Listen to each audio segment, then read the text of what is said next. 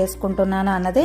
డీమార్ట్లో బెడ్షీట్లు చాలా చవకగా సూపర్గా ఉన్నాయని అప్పుడు తెచ్చుకున్నామండి. అది కూడా ఎలా ఉన్నాయని రివ్యూ కూడా ఇవాళ షేర్ చేస్తాను. ఎందుకంటే బడ్జెట్ ఫ్రెండ్లీలో 2 బాగున్నాయండి. 2 బెడ్షీట్లు అయితే తీసుకున్నాను.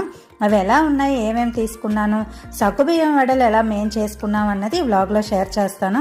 సగ్గుబియ్యం మీకు తెలుసు కదండి, చాలా హెల్తీ కూడాను. మనం డైట్లో కూడా వాడుతూ ఉంటాము. సగ్గుబియ్యం చాలా చలవ అనుకుంటాం, రాబోయేది ఎండాకాలం కూడా కదా. దానికి ఎలా ప్రిపేర్ చేసుకోవాలి, ముందు ఎలా సగ్గుబియ్యం నానబెట్టుకుని ఎలా చేసుకోవాలి అన్నది ఇప్పుడు నేను చూపిస్తాను.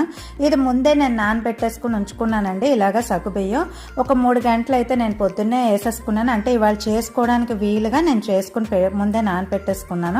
ఇది పిల్లలు ఈవినింగ్ స్నాక్ కింద అయినా సరే, మనకి ఏదైనా అప్పటికప్పుడు ఏదైనా తయారు చేసుకోవాలి అని మనం ముందు రోజు అనుకున్నా సరే, ముందు సగ్గుబియ్యం రెడీగా ఉంటే ఇది ఈజీగా చేసేసుకోవచ్చు. దీనికి బంగాళదుంపలు అయితే ఒక 4 అవసరం పడుతుంది. మనం ఇలా వాష్ చేసేసుకుని దాన్ని శుభ్రంగా పైన